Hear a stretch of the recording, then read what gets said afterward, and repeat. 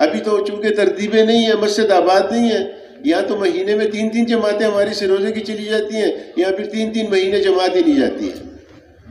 تو اس کام کے اندر بنیاد روزانہ اس کام کو کرنا اور اس کام کو مقصد بنانا۔ حاجی صاحب رحمۃ اللہ علیہ اتنے فضائل بیان کرتے تھے مسجد کے، یقین جانے اس طریقے سے بیان کرتے تھے کہ جیسے وہ چاہتے ہوں کہ لوگوں کے دلوں کے اندر اس کو اتار دیں۔ آپ ماشاءاللہ سنتے رہتے تھے۔ ہم مشورے میں حاجی صاحب اکثر مسجد میں داخل ہوتے ہی کیوں حاجی صاحب مسجد میں داخل ہوتے ہی ہم خوش ہو جائیں، ہم مسجد میں آ گئے، ہم اللہ کے گھر میں آ گئے، ہم اللہ کے مہمان بن گئے اور اللہ کی طرف سے مہمانی شروع ہو گئی۔ ایسا فرماتے تھے آج تو ہم مسجد میں آتے ہیں ہمارے چہرے پہ کوئی خوشی نہیں آتی، حالانکہ ہمیں تو خوش ہو جانا چاہیے۔ اور فرماتے تھے مہمانی شروع ہوگی نہیں، شروع ہو گئی۔ ہاں، اور یقین جانے عائشہ صاحب رحمۃ اللہ فرماتے تھے جو ایک دفعہ مسجد میں جاتا ہے ایک دفعہ اللہ کا مہمان بنتا ہے، جو 5 دفعہ مسجد میں جاتا ہے وہ 5 دفعہ مہمان بنتا ہے، جو 10 دفعہ جاتا ہے وہ 10 دفعہ مہمان بنتا ہے۔ پھر خود ہی فرمایا کہ چلو 5 مرتبہ تو وہ جائے گا جو 5 نمازیں ہیں، یہ 10 مرتبہ کون جائے گا؟ کبھی تعلیم کے حلقے کے لیے جا رہا ہے، کبھی اپنے 2.5 گھنٹے پورے کرنے کے لیے جا رہا ہے، کبھی جو ہے خصوصی ملاقاتیں کروانے کے لیے جا رہا ہے، یہ آدمی 10 مرتبہ اللہ کا مہمان بنے گا۔ اور پھر حاجی صاحب رحمۃ اللہ فرمایا کہ دیکھو تیرا میرا کو مہمان بنے گا تو ہم کیا کریں گے؟ بس کے لیے تھوڑا سا سالن بنائیں گے، تھوڑے چاول بنائیں گے، اتنا ہی کر لیں گے اس کے لیے۔ لیکن جو بادشاہ کا مہمان بنے گا تو بادشاہ تو اس کے لیے تھوڑا سا سالن نہیں بناتا، بادشاہ تو بادشاہ ہے، وہ تو اپنی شان کے مطابق ہی اس کا اکرام کرے گا مہمان کا۔ پھر عائشہ صاحب رحمۃ اللہ فرماتے تھے کہ جو بادشاہوں کا بادشاہ ہے اور جو شہنشاہوں کا شہنشاہ ہے، جو اس کا مہمان بنے گا اللہ پاک اس کا کیا اکرام کریں گے۔ تو صحابہ جو تھے یہ مسجد کے بنے ہوئے لوگ تھے۔ مسجد کے بنے ہوئے لوگ کا کیا مطلب کہ بھئی مسجد کے اعمال کو کرتے تھے۔ وہ وہاں ایمان کی مجالس بھی تھی، وہاں جو ہے دین کا سیکھنا سکھانا بھی تھا، وہاں فضائل بھی بیان ہوتے تھے، وہاں ذکر و عبادت بھی ہوتی تھی، وہاں خدمت بھی ہوتی تھی۔ اگر ہم اپنی ذات کے اعتبار سے روزانہ ان اعمال کو کریں گے تو ہمارا کام دن بدن آگے بڑھے گا، اور کام کیا آگے بڑھے گا؟ اللہ پاک ہم سے کام لیں گے اور اللہ پاک ہمیں آگے بڑھائیں گے۔ حاجی صاحب رحمۃ اللہ علیہ یہ بھی فرمایا کرتے تھے کہ دیکھو روزانہ ایمان یقین کی دعوت دو، روزانہ تعلیم کے حلقے میں بیٹھو، روزانہ ذکر و عبادت کرو، روزانہ خدمت کرو۔ پھر فرماتے تھے رات کو بیٹھ کے سوچو میں نے آج کتنے لوگوں کو دعوت دی، میں نے آج کتنا تعلیم کے حلقے میں بیٹھا، میں نے آج کتنا ذکر و عبادت کیا، میں نے آج کتنی خدمت کی۔ پھر اسے اگلی بات فرماتے تھے، ایسا فرماتے تھے رات کو بیٹھ کے یہ بھی سوچو میں نے کتنوں کو دعوت دینے والا بنایا، میں نے کتنوں کو تعلیم کے حلقے میں بیٹھنے والا بنایا، میں نے کتنوں کو تسبیح پڑھنے والا بنایا۔ اور اس کے بعد بڑے دکھ سے یہ فرماتے تھے اگر سارے دن میں ہم نے یہ کام نہیں کیا تو پھر ہم نے کیا کیا؟ تو مسجد کو وقت دے کے اپنے مشورے کو مضبوط بنائیں۔ دیکھو میرے دوستوں اور بزرگوں، ہمارا مشورہ اس وقت مضبوط ہوگا جیسے میں نے عرض کیا کہ ہمارا مشورہ منگل کے مشورے کے تابع ہو، پھر ہمارا مشورہ جو ہے مضبوط بنے گا۔ یہ زنجیر ہے، اگر اس کی ساری کڑیاں مضبوط ہوگی یہ کام مضبوط ہوگا۔ دوسرا، مشورے کے لیے ہمیں اپنے ساتھیوں کا خیال کرنا چاہیے۔ دیکھو جب ہمارے دل آپس میں جڑے ہوں گے اور جب آپس میں محبت ہوگی تو پھر ہم مشورہ صحیح طریقے سے کر سکیں گے۔ اگر ہماری مسجد کی جماعت جو ہے اس کے دل نہیں جڑے ہوئے تو پھر ہم مشورہ نہیں کر سکیں گے۔ میں آپ کو ایک قصہ سناتا ہوں۔ حاجی صاحب رحمۃ اللہ علیہ ایک دفعہ ہمیں سنایا کہ ہم نظام الدین مرکز میں تھے، ہم نے سہارنپور جانا تھا۔ مفتی زین العابدین صاحب تھے رحمۃ اللہ علیہ، بھائی افضل صاحب تھے، قریشی صاحب تھے، حاجی بشیر صاحب تھے، قاضی صاحب تھے، کوئی سارے ہمارے حضرات تھے۔ کسی بات کے لیے انہوں نے شیخ الحدیث صاحب کے پاس سہارنپور جانا تھا، تو کوئی انہوں نے وقت مقرر کیا تھا کہ اس وقت جائیں گے۔ اب حاجی صاحب کہیں گے میں تیار ہو کے بیٹھ گیا اور یہ لوگ جو ہے تیار ہی نہیں ہو رہے تھے۔ تو پتہ نہیں بہت دیر انہوں نے لگا دی. میں کہتا رہا یہ تیار ہی نہیں ہو رہے تھے. میں نے ان کو چھوڑ دیا اور میں اکیلا ہی ریل گاڑی میں بیٹھ کے اور سہارنپور چلا گیا. فرماتے ہیں جب میں سہارنپور پہنچا تو وہاں شیخ الحدیث صاحب موجود تھے رحمۃ اللہ علیہ. ان سے ملا. شیخ الحدیث صاحب نے مجھ سے پوچھا کہ عبدالوہاب تیرے اور ساتھی کہاں ہیں؟ میں نے کہا حضرت بس وہ بہت دیر انہوں نے کر دی تو میں تو ان کو چھوڑا اور میں نکل آیا. میں نے کہا خود ہی آتے رہیں گے. اچھا وہ کس وقت نکلیں گے وہاں سے؟ میں نے کہا مجھے تو پتہ نہیں. اچھا وہ ٹرین میں آئیں گے کہ بس میں آئیں گے؟ میں نے کہا یہ بھی مجھے پتہ نہیں. اچھا وہ کس وقت پہنچیں گے؟ عائشہ نے کہا میں نے کہا مجھے یہ بھی پتہ نہیں. اچھا وہ کھانا کھا کر آئیں گے یا نہیں کھانا یہاں آ کے کھائیں گے؟ میں نے کہا حضرت یہ بھی مجھے پتہ نہیں. تو کہتے ہیں شیخ الحدیث صاحب رحمۃ اللہ علیہ نے مجھ سے فرمایا کہ عبدالوہاب اگر تو اپنے ساتھیوں کا خیال نہیں رکھتا تو پھر تو ان کے ساتھ مشورہ کیسے کرے گا؟ اگر تو اپنے ساتھیوں کا خیال نہیں کرتا تو تو ان کے ساتھ مشورہ کیسے کرے گا؟ تجھے اپنے ساتھیوں کا خیال رکھنا چاہیے اور اپنے ساتھیوں کے ساتھ رہنا چاہیے. میں سمجھ گیا. میں نے کہا حضرت غلطی ہو گئی, معاف کر دیں, آئندہ ایسا نہیں کروں. یہ سن 83 میں جب جوڑ ہوا تھا 10 دن کا پرانوں کا, اس میں حضرت جی رحمۃ اللہ علیہ مولانا انعام الحسن صاحب 80 شورا مختلف صوبوں کی شورا کے لوگوں کو لے کر آئے تھے. آپ پرانے ساتھی ہیں ہم سارے, اس لیے میں آپ کو بزرگوں کی باتیں تھوڑی سناتا ہوں. اس میں تربیت ہے ہمارے لیے, چونکہ وہی کام ہے اور ہم نے اس کام کو کرنے کا ارادہ کیا ہے تو بھائی پھر اس طریقے پہ کریں گے جو حضور صلی اللہ علیہ وسلم کا طریقہ ہے اور جس طرح ہمارے حضرات نے اس کو کیا ہے. تو یہ 80 آدمیوں کو ساتھ لے کے آئے حضرت جی, مختلف صوبوں کے شورا کے لوگ تھے. تو ان کو 10 دن کے لیے ریون لے کے آئے. عائشہ نے خود یہ مشرے میں قصہ سنایا. عائشہ نے فرمایا کہ بھائی میں تو انہی سے بیان کراتا رہا, مفتی زین العابدین صاحب رحمۃ اللہ علیہ سے اور جو ہے تو مولانا اسم صاحب سے, اور یہ جو اپنے ساتھی ہیں انہی سے بیان کراتا رہا. حالانکہ مجھے ساتھیوں نے بہت کہا مولا آپ عالمپوری صاحب سے کرائیں, فلاں سے کرائیں, فلاں. میں نے کہا تم چپ رہو. میں ان سے بیان کراتا رہا. اس کے بعد جماعتوں کی تشکیل ہوتی تھی. جب جماعتیں تشکیل سے آئیں تو اس وقت مجمع تھوڑا 4-5 ہزار کا مجمع ہوگا, کیونکہ وہ پرانے مرکز میں صاحبان کے نیچے جو ہے تو وہ ممبر رکھتے تھے اور وہاں ہی سارا اسٹیج وغیرہ بنا کے کارگزاریاں ہوتی تھیں. تو اس میں جب کارگزاری میں کوئی اٹک جاتا تھا تو حاجی صاحب پورے مجمع سے پوچھتے تھے, وہ جو 4-5 ہزار کا یا 3 ہزار کا مجمع بیٹھا ہوا, کہ ہاں بھئی ایسے وقت میں کیا کرنا چاہیے. تو پھر مجمع میں سے لوگ کھڑے ہو کے رائے دیتے تھے. تو خیر کہتے ہیں جوڑ ہوا. جب جوڑ ختم ہو گیا تو یہ جو پیچھے مولانا احسان صاحب کا مکان ہے مستورات کا, یہاں پر حضرت کو ٹھہرایا تھا. تو عائشہ فرماتے ہیں کہ جب جوڑ ختم ہو گیا تو میں نے کہا حضرت ہم یوں کرتے ہیں, اب بتائیں اس میں کیا غلطی ہے, اس کو ہم ٹھیک کر دیں. حضرت نے فرمایا عبدالوہاب بڑی خوشی ہوئی, بڑی خوشی ہوئی.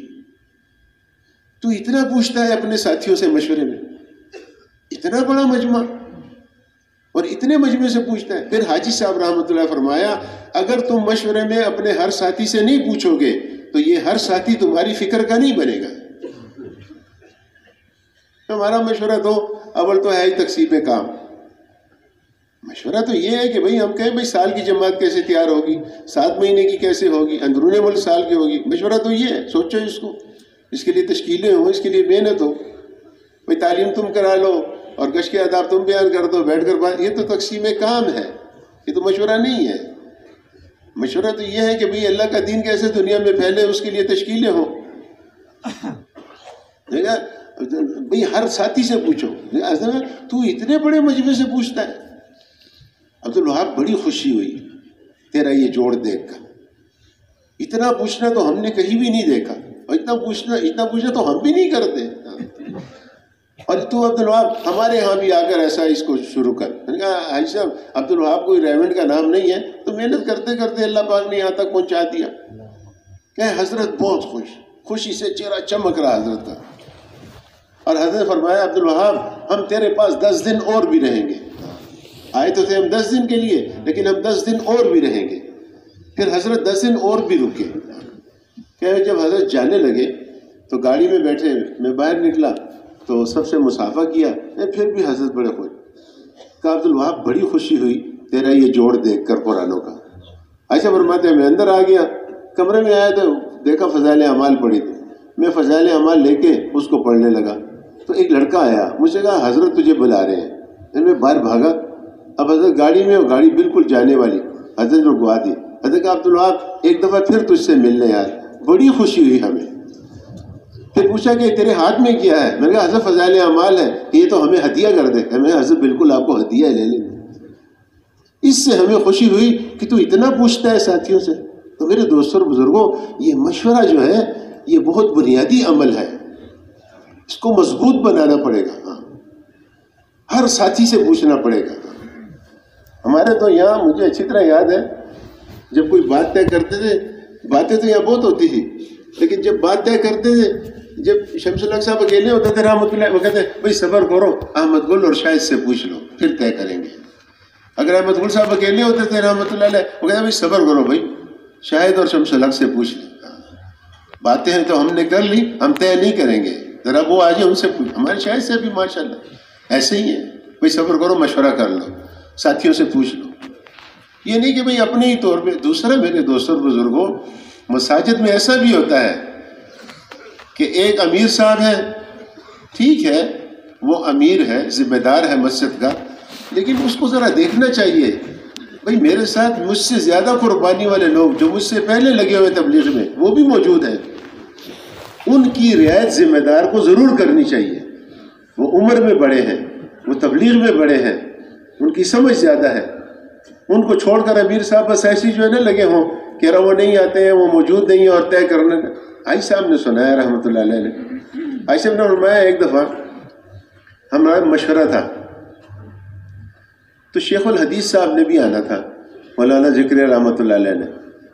ان کو کچھ دیر ہو گئی تو ہم نے مشورہ کر لیا آپس میں. کیا جب شیخ الحدیث صاحب پہنچے تو انہوں نے کہا بھائی مشورہ، آئی صاحب فرماتے ہیں ہم نے کہا بھائی مشورہ تو ہم نے کر لیا جی. تو کہتے ہیں شیخ الحدیث صاحب نے فرمایا اچھا بھائی تم لوگوں کو تمہارا مشورہ مبارک ہو، ہم تو چلے.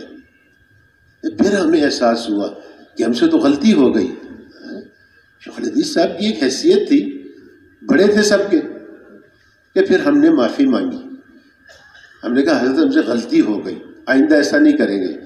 پھر حضرت شیخ رحمۃ اللہ فرمایا جس کا مفہوم یہ ہے عبدالوہاب اپنے ساتھیوں کو ساتھ لے کر چلا کر، اور خصوصاً جو کام میں بڑے ہوں اور پرانے ہوں ان کا بہت فکر کیا کر. ہمیں کہا حضرت آئندہ ایسے ہی کریں گے انشاءاللہ. اور حاج صاحب بھی فرمایا کرتے تھے کہ جس مشورے میں قاضی صاحب اور مفتی صاحب ہوتے ہیں، میں کہتا ہوں اللہ ہی خیر کرے گا. دو بزرگ آدمی میرے ساتھ موجود ہیں مشورے میں، اللہ خیر ہی ڈالے گا انشاءاللہ ہمارے مشورے میں. تو مسجد کا مشورہ، اس میں ساری چیزوں کو دیکھنا پڑے گا. مسجد کے امام کا بھی خیال کرو گے، مسجد کے جو ہے تو متولی کا بھی خیال کرو گے، مسجد کے بڑوں کا بھی خیال کرو گے، علاقے کے بڑوں کا خیال کرو گے، سب کا خیال کرو گے. یعنی مجھے امیر بنا دیا بس جب میں جو میرے اختیار مل گیا. میں نے ایک دفعہ احمد گل صاحب رحمۃ اللہ مجھ سے فرمایا، مجھے پوچھا، مجھے کہا تجھے پتہ ہے آدمی کے اخلاق کب خراب ہوتے ہیں؟ میں نے کہا نہیں جی. کہا جب آدمی کو کچھ اختیار ملتا ہے پھر اس کے اخلاق خراب ہو جاتے ہیں. یہ مشورہ جو ہے یہ کس لیے ہے؟ یہ ہماری تربیت کے لیے ہے. اس لیے کہتے ہیں اپنے بڑوں کی مان کے چلو، اپنے بڑوں کی مان. حضرت فرماتے تھے یہ بڑے جو ہے نا تمہارے، یہ تمہارے لیے بریک ہیں، بریک. تم تو جا رہے ہو گھوڑے کی سپیڈ میں، وہ تمہیں بریک لگاتے ہیں کہ نہیں ذرا صبر کرو. پھر مولانا یوسف رحمۃ اللہ علیہ نے ایک مقولہ سنایا، یہ حضرت علی رضی اللہ تعالیٰ عنہ کا مقولہ ہے، سنایا مولانا یوسف رحمۃ اللہ علیہ. مولانا یوسف رحمۃ اللہ فرماتے تھے کہ گھوڑا جو ہے بہت تیز بھاگتا ہے. لوگ جب دیکھتے ہیں وہ کہتے ہیں بہت تیز بھاگ رہا ہے، چھلانگیں بھی بہت لگا رہا ہے. لیکن فرماتے تھے گھوڑا خود بھی بڑی جلدی تھکتا ہے، سوار کو بھی تھکاتا ہے اور منزل پہ بھی نہیں پہنچاتا. اور اونٹ جو ہے، اونٹ آہستہ آہستہ چلتا ہے. یہ حضرت علی رضی اللہ نے فرمایا، ان کا مقولہ حضرت جی نے نقل کیا. حضرت علی فرماتے تھے اونٹ جو ہے وہ آہستہ آہستہ چلتا ہے، خود بھی نہیں تھکتا، سوار کو بھی نہیں تھکاتا اور منزل پہ بھی پہنچاتا ہے. اس لیے میرے دوستوں اور بزرگوں، مشورے کو مضبوط، اور مشورہ جو ہے یہ ہمارا مرکز کتاب ہے، مشورہ ہمارا منگل مشورے کتاب ہے، مشورہ ہمارا ریوڑ کے مشورے کتاب ہے۔ اب جب ہمارا مشورہ مضبوط ہو جائے گا تو انشاءاللہ ہماری مسجد کا کام آگے بڑھے گا۔ پھر آپ دیکھیں گے کہ مقامی گشت کے دن خود بخود لوگ موجود ہوں گے۔ ابھی تو آپ جو ہے کبھی مدرسے کے طالب علموں کو ساتھ کرتے ہیں، کبھی کس کو ساتھ کرتے ہیں، پھر آپ دیکھیں گے آپ کو ایک جماعت نہیں، آپ کو کئی جماعتیں بنانی پڑیں گی۔ ایک جماعت اس گلی میں چلی جائے، ایک جماعت اس گلی میں چلی جائے، ایک جماعت اس گلی میں چلی جائے۔ اور یہ جو مقامی گشت ہے میرے دوستوں، اس کو ذرا توجہ سے سن لو۔ سنا تو آپ نے بہت کچھ ہے ماشاءاللہ، آپ جانتے بھی ہیں، لیکن ایک بات حضرت کی بڑا باریک نقطہ ہے، وہ میں آپ کو بیان کرتا ہوں۔ حضرت فرماتے تھے اپنے محلے کے گشت سے اپنی اصلاح ہوگی۔ یہ نہیں فرمایا کہ اپنے محلے کے گشت سے محلے کا کام اٹھے گا، یہ فرمایا کہ اپنے گشت سے اپنی اصلاح ہوگی۔ حاجی صاحب فرمایا کرتے تھے اپنے محلے کے گشت سے دین کے مٹنے کا درد پیدا ہوگا۔ اور دیکھو یاد رکھو، میں زیادہ تفصیل میں مختصر بتاتا ہوں، مولانا الیاس رحمۃ اللہ فرماتے تھے کہ مقامی گشت جو ہے اس کی حیثیت تبلیغ میں ایسی ہے جیسے انسان کے بدن میں ریڑھ کی ہڈی ہوتی ہے۔ بس جس تبلیغ والے کا اپنا مقامی گشت نہیں ہے، سمجھ لو اس کی تبلیغ کی ریڑھ کی ہڈی ٹوٹی ہوئی ہے۔ چاہے یہ کتنے ملکوں میں جاتا ہے، چاہے یہ روزانہ جوڑ والا ہے، چاہے یہ مشورے والا ہے، چاہے یہ بہت پرانا ساتھی ہے، چاہے یہ محلے کا امیر صاحب ہے، چاہے جو کوئی بھی ہے، یہ اپنا مقامی گشت یہ سب کے لیے ضرورت ہے۔ اور حضرت جی رحمۃ اللہ علیہ یہاں تک فرماتے تھے جس نے گشت نہیں کیا اس نے گناہ کیا، جس نے گشت نہیں کیا اس نے ہدایت کے آنے میں دیر کر دی۔ ہدایت تو اسی پہ آنی تھی کہ ایک ایک کے دروازے پہ جا کے اللہ کے دین کے لیے اپنے آپ کو ذلیل کرتے، اس پہ ہدایت نے آنا تھا، اور وہ تم نے نہیں کیا، اس لیے ہدایت جو ہے رک گئی۔ تو اس لیے میرے دوستوں اور بزرگوں، جتنا بھی ہم نے اس گشت کے اندر سستی کی ہے، کمی ہوئی ہے ہم سے، ہم اس پہ استغفار کریں، اللہ ہم سب کو معاف کرے۔ بھائی گشت کے وقت میں میت کی دعا کے لیے جا رہے ہیں، گشت کے وقت میں بیمار تپوس نہ تلے، گشت کے وقت میں سبزی نہیں تلے، بھائی یہ پہلے کرو نا، دکان کے وقت میں سبزی لاؤ نا، دکان کے وقت میں دعا کے لیے جاؤ نا، دکان کے وقت میں بیمار کو پوچھو نا، گشت کے وقت میں آپ جو پوچھتے ہو۔ تو گشت کی عظمت ہونی چاہیے۔ دیکھو اگر ہمارے دلوں کے اندر اس دعوت والے اعمال کی عظمت ہوگی تو لوگوں کے دلوں میں بھی عظمت ہوگی۔ اگر ہمارے دل کے اندر اعمال کی عظمت نہیں ہوگی پھر لوگوں کے دلوں میں اس کی عظمت نہیں ہوگی۔ حاجی صاحب رحمۃ اللہ فرماتے تھے شوق کے ساتھ عمل کیا کرو، شوق کے ساتھ نماز پڑھو، شوق کے ساتھ تلاوت کرو، شوق کے ساتھ گشت کرو، شوق کے ساتھ چلے کے لیے جاؤ، شوق میں سے روزہ لگاؤ، شوق کے ساتھ ہم ان اعمال کو شوق کے ساتھ کریں۔ مسجد جاؤ شوق کے ساتھ جاؤ، مسجد جا رہے ہیں، خوشی کا اظہار ہو اس کے اندر، اعمال کی عظمت ہو ہمارے دل میں۔ میں وہ کوہاٹ مرکز دیکھتا ہو گیا، کوئی کام تھا تو مولانا بھی بلک صاحب بھی آئے تھے، تو مجھے کسی نے کہا وہ بھی پہنچ گئے ہیں، تو میں اندر گیا تو وہ اقامت ہو رہی تھی، وہ نماز پڑھنے لگے تھے، اپنی جماعت کرا رہے تھے، تو کسی نے ان کو میرا بتایا، انہوں نے کہا یہ بھی آیا، انہوں نے کہا صبر کرو پہلے اللہ سے باتیں کر لیں پھر اس سے کریں گے۔ بڑا میں متاثر ہوا، نہ انہوں نے سلام کیا نہ ہاتھ ملایا، انہوں نے صبر کرو بھائی اقامت ہو رہی ہے، پہلے اللہ سے باتیں کریں پھر اس سے باتیں کریں گے۔ بھئی عمل کا وقت آ گیا، اب ہم کسی کو نہیں جانتے۔ حضرت عائشہ رضی اللہ تعالیٰ عنہ فرماتی ہے آپ صلی اللہ علیہ وسلم ہمارے ساتھ گھر میں مشغول ہوتے تھے، باتیں کر رہے ہوتے تھے، مشغول ہوتے تھے، جو ہی بلال نے اذان شروع کی آپ صلی اللہ علیہ وسلم ایسے ہو جاتے تھے جیسے ہمیں جانتے ہی نہیں ہیں، جیسے ہمارے ساتھ ان کا کوئی تعلق ہی نہیں ہے، سب چھوڑ چھاڑ کے مسجد کی طرف تشریف لے جاتے تھے۔ ہمارے اندر بھی عمل کی عظمت ہو، ہمارا گشت ہے، ہمارے اندر عظمت ہو، ہمارا گشت ہے اور اس کا اہتمام ہو۔ عائشہ فرماتے ہیں ہم تو جس دن گشت ہوتا تھا صدقہ کرتے تھے، ہمارا جس دن گشت ہوتا تھا ہم اپنی نظروں کی حفاظت کرتے تھے، کسی غیر محرم پہ نظر نہ پڑ جائے، آج ہمارا گشت ہے۔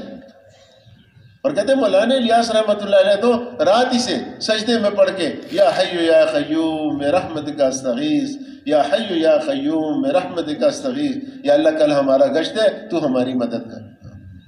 یہاں گشت کے وقت میں دکان میں بیٹھے ہیں، گشت کے وقت میں مہمان آ گیا، گشت کے بھائی مہمان آئے تو اس کو کہو آپ بھی ہمارے ساتھ گشت کرو۔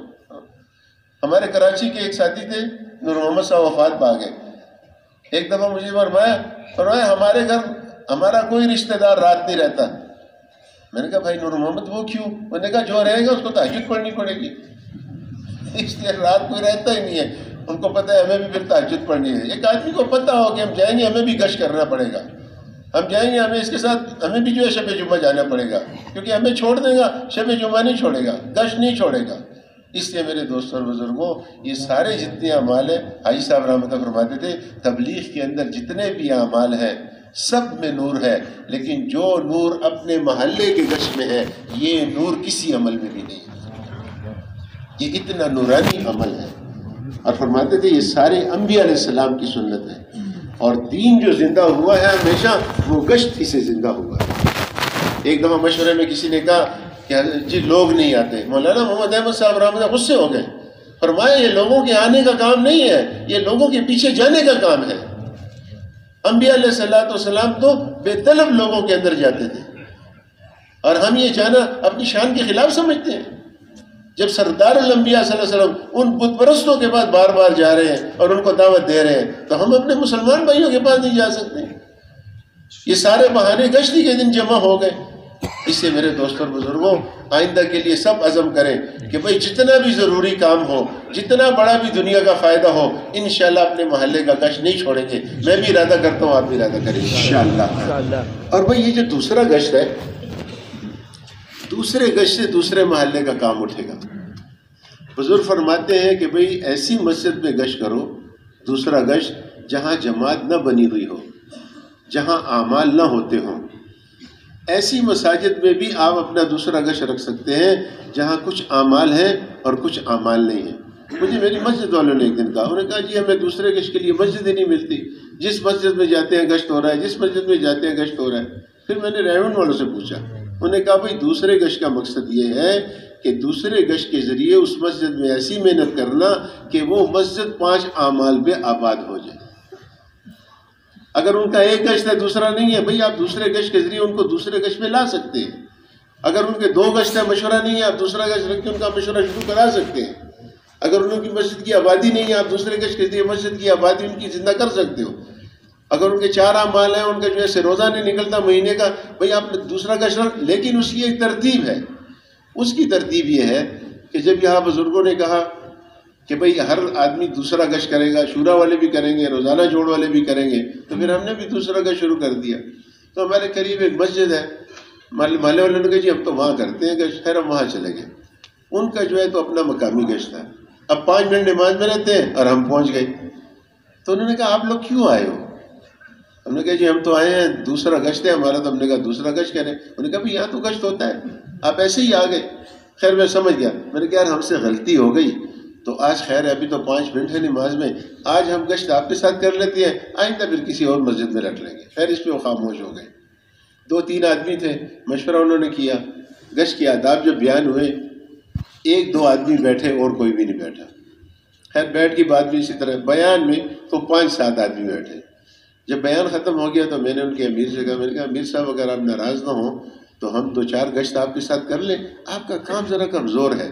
انہوں نے کہا ہاں یار ہمارا جو ہے لوگ نہیں آتے ہیں، یہ بازار کے لوگ، کیونکہ مسجد کے ایک طرف بازار ہے اور مسجد کے پیچھے ایک محلہ ہے، وہاں پر مکان ہے، وہاں یہ امیر صاحب بھی رہتے ہیں اور ان کی دکان جو ہے تو بازار میں ہے. انہوں نے کہا ہاں یار آپ کر لو ہمارے ساتھ 2-4 گشت، کوئی بات نہیں. خیر دوسرے گشت بھی ہم گئے، تیسرے گشت بھی گئے. 7 گشتیں ہم نے وہاں کی. کیونکہ بزرگ فرماتے ہیں کہ 2 مہینے کسی مسجد میں آپ جو ہے گشت کر سکتے ہو. اگر اعمال شروع ہو گئے پھر بھی اس مسجد کو چھوڑ دو، اگر اعمال شروع نہیں ہوئے پھر بھی اس مسجد کو چھوڑ دو. اپنے محلے کی کسی دوسری مسجد والوں کو کہو اب وہ دوسرا گشت وہاں پر کرے تاکہ وہاں اعمال چالو ہو جائے. اب تو سال ہو گئے، 5 سال ہو گئے، 4 سال ہو گئے، 2 سال ہو گئے، لوگ ایک ہی مسجد میں گشت کرتے ہیں. بھائی بزرگ فرماتے ہیں ہمیں 2 مہینے 8 گشت جو ہے زیادہ سے زیادہ وہاں کرنا. ہاں یہ ہے ہم نے 2 مہینے گشت کیا اور ہمیں متوقع ہے کہ ابھی جو ہے ان کا کام شروع ہو جائے گا، 1-2 گشت اور کر لیں، کوئی بات نہیں ہے. لیکن بھائی اتنے عرصے تک گشت کرنا کسی مسجد میں، یہ ریوڑ والے منع فرماتے ہیں. 7 گشت ہم نے جب کر لیے تو میں نے ان سے کہا، میں نے کہا امیر صاحب آئندہ ہم 1 گشت اور آپ کے ساتھ کریں گے، اس کے بعد ہم یہاں نہیں آئیں. ان کا مجمع بھی تھوڑا بڑا، اس دن بیان میں 20-25 آدمی بھی بیٹھے ہوئے تھے. اس نے کہا نہیں یار آپ لوگ آیا کرو، آپ کے آنے سے. میں نے کہا نہیں یہ بات نہیں ہے. میں نے کہا امیر صاحب آپ یہ بتاؤ آپ کے محلے میں کتنے مکان ہیں؟ اس نے کہا کہ 42 مکان ہیں. میں نے کہا کبھی ایسا ہوا کہ آپ گئے ہو وہاں پر اور کسی مکان کی کنڈی کھڑکائی ہو اور اس میں سے کوئی آدمی نکلا ہو، پھر اس کے ساتھ بیٹھک میں بیٹھ کے بات کی ہو، کسی کو گشت کی دعوت دی ہو، کسی کو روزے کی دعوت دی ہو؟ اس نے کہا نہیں ہم تو بس اسی بازار میں جو ہے 2-3 پرانے ساتھی ہیں، بس انہی سے ملتے ہیں، انہی میں گشت کرتے ہیں. میں نے کہا نہیں، دیکھو جب تک آپ اپنے محلے کے ان مکانوں میں نہیں جاؤ گے آپ کا کام، آپ جو لوگ ہی نہیں ہیں. تو اس نے کہا اچھا ٹھیک ہے ہم جو ہے انہیں کیا کریں گے، روزانہ ایک آدمی سے ملو، 8 دن ہے، اگلی اتوار کو جب ہم آئیں گے پھر انشاءاللہ دیکھیں گے کیا ہوگا. اللہ کی شان، جب اگلی اتوار کو ہم گئے تو 2-3 ساتھی ان کے 3 دن کے لیے نقد تیار ہو گئے. انہوں نے کہا جمعے سے ہمارا سے روزہ ہے. تو اللہ کی شان ہماری مسجد کی جماعت بھی تیاری. اچھا بزرگ یہ بھی فرماتے ہیں بھئی آپ نے کسی جگہ دوسرا گش رکھا، اگر ان کے 2-3 ساتھی سے روزہ کے لیے تیار ہو گئے تو ان کو آپ اپنے ساتھ لے جا سکتے ہیں تاکہ وہ بیچارے جو ہیں تھوڑا سا آگے بڑھیں. انشاءاللہ اللہ کرے گا پھر وہ اپنی مسجد کی جماعت میں نکالیں گے. تو ان کے 3 ساتھی تیار تھے سے روزہ کے لیے. تو انہوں نے کہا کہ جی ہم نے کہا ہماری مسجد والے جا رہے ہیں سے روزے کے لیے، آپ ان کے ساتھ چلے جائیں جمعے کو. انہوں نے کہا ٹھیک ہے. آپ یقین جانے میں ممبر میں بیٹھا ہوں، اللہ کے گھر میں بیٹھا ہوں، جمعے کے دن انہوں نے جواب بھجوایا ہماری مسجد کی اپنے 10 ساتھیوں کی جماعت تیار ہو گئی ہے سے روزے کی، آپ اپنا جائیں ہم اپنا جائیں گے. اور اللہ پاک نے وہاں پر کام شروع کر. تو بھئی دوسرے گش کے ذریعے دوسری مسجد کے کام کو اٹھانا.